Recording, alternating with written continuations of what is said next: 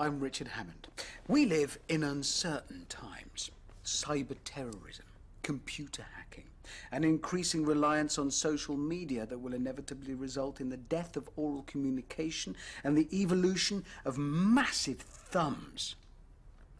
But within this sea of uncertainty, there is always one rock to which we can cling. Ourselves, our essence, our core. No one can take us away from us. Or can they? Tonight's story is a cautionary tale which asks you the question, is you ever truly safe? This story is called Becoming Zoe. Keith was a postman. He'd been a postman since he left school in 1998, and his careers advisor had declared he'd never make anything of himself, recommending a career that got Keith in the open air and demanded no sense of teamwork whatsoever. Keith, you see, had always had a bit of an unfortunate air about him, and despite his best efforts to make friends, was always thwarted by his inherent dullness. So being a postie suited him down to the ground. Every day he'd grab his mini-disc player and a bar of chocolate, zip up his anorak and hit the road, where he was uniformly ignored by everyone he came across. Fast forward 15 years, and not much had changed. Keith was still very much Keith, still doing the same round, and still the loneliest postman since they stopped making mini-discs. Sure, he had made one friend since the turn of the millennium, but Fat Ron from the depot wasn't exactly scintillating company, and sometimes Keith felt that he only pretended to enjoy highlighting his copy of the Radio Times together. Highlighting was one of Keith's three primary interests in life, you see, the others being pro wrestling and alliteration. Now, they may seem like an odd combination, but when the wonder of world wrestling was broadcast on Friday, the 5th of February at 5:55, Keith nearly fainted. What Keith really needed was a mate, a partner, proper companionship, and actually, he felt he was owed it. After all, he'd tried so hard to make friends on his round. But karma chose to take all his hair, enlarge his waistline, and keep him single.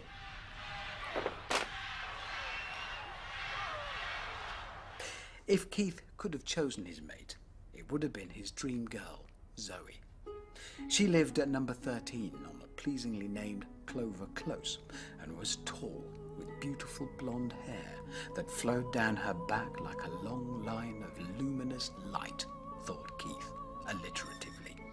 Every morning, as Keith walked past her, he would say, "Good morning, Zoe. You're the most beautiful woman in the world. If you were mine, I'd cherish you more than my WrestleMania souvenir sticker album 2004. The problem was, Keith was saying this with his eyes, and Zoe didn't speak the lingo. If she had, she would have replied with her mouth. No thanks, weirdo.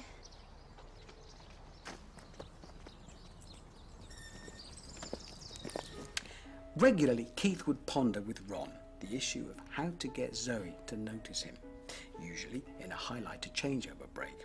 But neither of them could think of a plan. Then one day, everything changed. Keith was doing his round as per normal. When he got to number 13, Clover Close, he fished Zoe's mail from his massive post pram and noticed something he'd not seen before. On one of her letters, the gum from the envelope flap had started to loosen. Should he? Could he? Would he?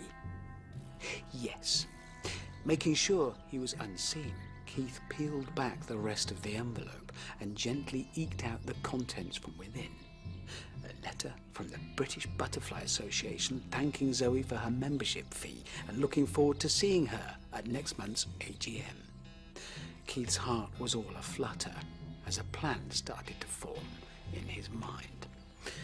Rescanning the letter and storing the information within his mental hard drive like some kind of single white email, Keith hurriedly resealed the envelope, popped it through Zoe's slot and went on his way. For the rest of his shift, Keith's mind was crammed full of butterflies. He had to admit he'd never been particularly interested in them before. But if Zoe was, then he would be too. That night, he devoured all he could on the metamorphosing insects, only stopping momentarily for a pot noodle and high-speed highlight of that week's Totally Top telly. By sunrise, he was ready.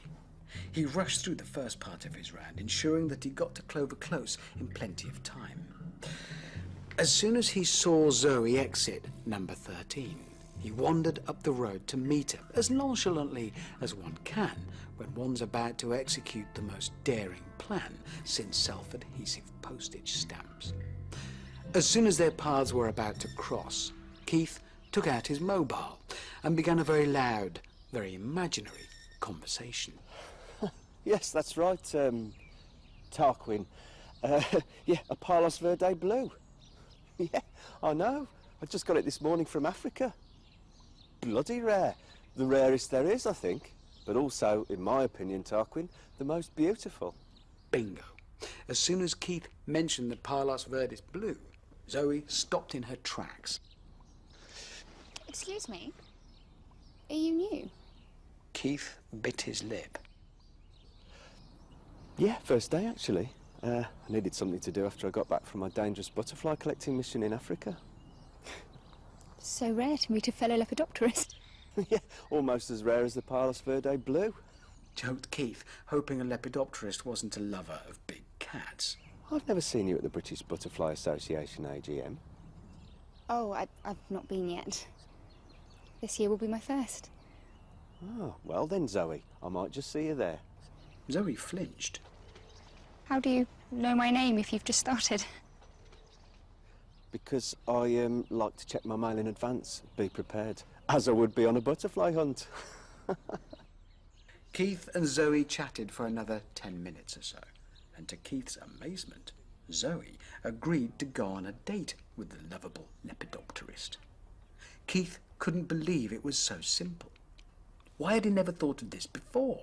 Who needs proper conversation or genuine shared interests when you can just read someone's letters and cheat? Day by day for the next month, Keith steamed open Zoe's mail and made himself an expert on her life. He found himself in her favourite museums, joined her overpriced gym, and their doorstep chats became regular occurrences as they cooed about a shared love of films, books, and no-win, no-fee solicitors. One date became 2, became 3, became 4. And before you could say antiquated service that needs to be privatised and sold to the highest bidder, Keith was Zoe's official Royal Mail. Take that, karma. But the more he read, the more he changed. And not just character changes, real physical changes. He stopped needing to shave. His saggy moobs firmed and nipples elongated. His legs became more shapely, and after one particularly heavy night poring over Zoe's post, his hair even began to grow back, tiny clumps of luminescent shoots poking out of his head like he'd fallen asleep in a bowl of highlighters. There was no doubt about it. Keith was becoming a woman. He tried to adapt to his newfound femininity, to fathom the mystery of the bra strap, to swap his sandals for stilettos, to apply makeup in a way that didn't make him look like a blind clown. But on top of all of this, he also had to avoid Zoe, who understandably was getting suspicious at her perfect man's disappearance. He gave excuses not to meet, blaming illness or a wrestling marathon night. And when he got the sack of a different kind from the post office, Keith texted Zoe to say he'd been bitten by a rabid dog, would be in quarantine for a month, and that she should stay away at all costs. But Zoe was having none of it. Keith was avoiding her because he'd met someone else. After all, who wouldn't want to bag her postie with the mostie? Was someone else receiving his special deliveries? Had Keith finally persuaded a girl to participate in his weird wrestling roleplay? She decided to confront the problem head on. Walking to his flat, Zoe's worst fears were confirmed as she saw a tall blonde woman coming out, wearing a hoodie and a Mexican wrestling mask. A little shit. Let me in. I want to see Keith. He's not in. I'm his sister? Take off that mask. If you're shagging my boyfriend, the least you can do is show your face. The woman peeled off her mask. Zoe stopped in her tracks. Hi, I'm Zoe. It was like looking in a mirror. The original Zoe, let's call her Zoe 1, followed the transformed Zoe, Zoe 2, into Keith's flat. What the hell is going on? I'm so sorry, Zoe. Why don't we both have a cup of our favourite chamomile tea and talk about this woman to woman? Talk about what? Talk about how I used to be Keith, but through going through your mail and taking over your life, I've somehow become Zoe. I'm you. You're not. I don't know who you are or what kind of sick joke this is, but please just tell me where Keith is. Oh, God, that is so you. Me. Us. I'm Keith. Or I was. Look, I know it's a lot to take in, but I've been thinking about it, and actually it's perfect. I mean, we are literally the perfect couple. It's all I've ever wanted. It's not what I want. We could live as identical twins. Think of the possibilities. Finally, I can be someone. We could even become a famous wrestling tag team, the Siamese Sisters. Oh, you're a freak. I'm calling the police. No! For the first time in my life, people notice me. I've transformed from something ugly and forgettable into something beautiful. Like a butterfly. Surely you of all people get that. What Zoe 1 did get was angry, lunging for Zoe 2 and trying to escape. Zoe 2 grabbed her, a new steely intent flaring behind her eyelash extensions. No, Zoe! I won't let you go! I can't let you go! Yelled Zoe 2, both literally and metaphorically, before performing a signature move head drop straight out of WrestleMania. Getting to her feet, Zoe 1 fought back, but with both being of equal build, strength and weight, neither could get the upper hand. After 5 minutes of slap and counter-slap, suddenly one of them was thrown against the wall, dislodging the framed Palos Verde Blue, which sat there encased in glass. It wobbled, then promptly fell on her head with a sickening and mortal crash. Help me! The injured Zoe cried, blood pouring from her head. The other Zoe crouched down, but was then struck by a thought. Stepping back, she simply walked over the dying Zoe and shut the door behind her. 6 months later, Zoe was back home at 13 Clover Close and had forgotten all about the unfortunate incident with Keith. The only reminder being the Palos Verde Blue, now reframed and hanging in pride of place in her hallway. Every day, Zoe would pass it, smiling to herself, before opening the front door and purposefully ignoring the new postman as he handed her her post, including a copy of the Radio Times ready for her to highlight. What a totally tip-top Tuesday, she thought to herself as she flopped down in front of the telly to watch the wrestling. It turns out Keith's career advisor was wrong. He could make something of himself, or rather, someone. So there you have it. You is never truly safe. So beware. Goodbye from me, and remember, trust no one, ever.